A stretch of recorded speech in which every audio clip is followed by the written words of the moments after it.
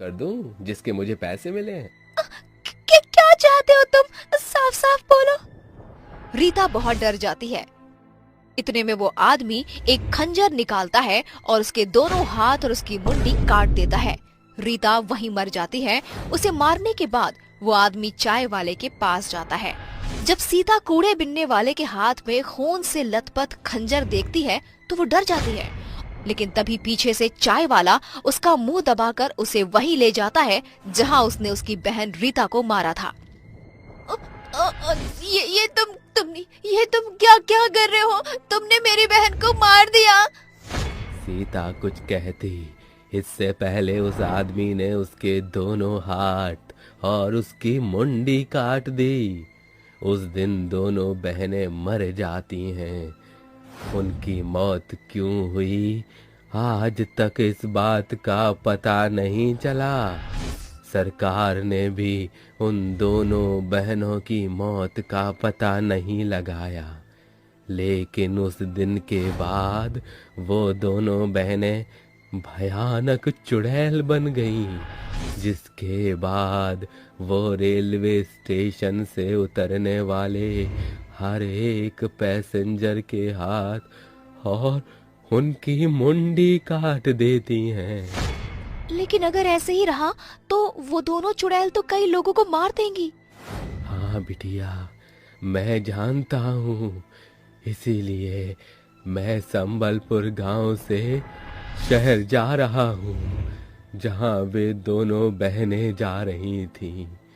शायद वहाँ जाकर मुझे उन दोनों बहनों की मुक्ति का कोई रास्ता मिल जाए।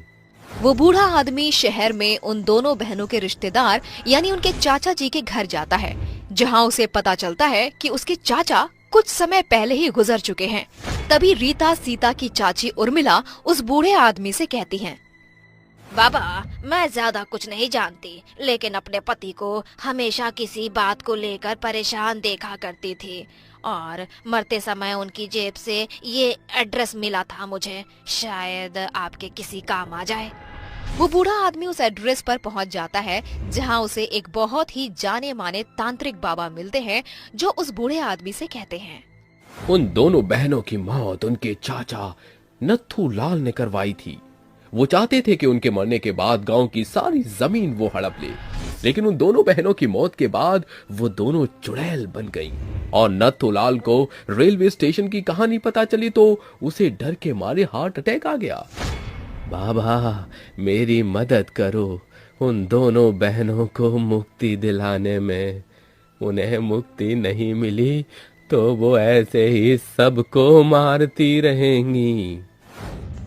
वो बूढ़ा आदमी तांत्रिक बाबा को रेलवे स्टेशन लेकर जाता है और जैसे ही रात के 3 बजते हैं, वो दोनों चुड़ैल सामने आती हैं और जोर जोर से हंसने लगती हैं। चले जाओ यहाँ से, ये रेलवे स्टेशन मेरा है, मैं सबको मार दूंगी। हम तो तुम्हें केवल यहाँ तुम्हारी मौत का कारण बताने आए थे। क्या? हमारी मौत का कारण?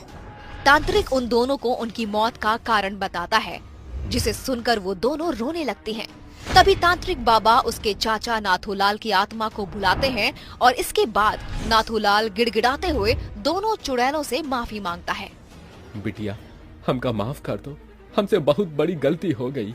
मुझे अपनी गलती का बहुत पछतावा है।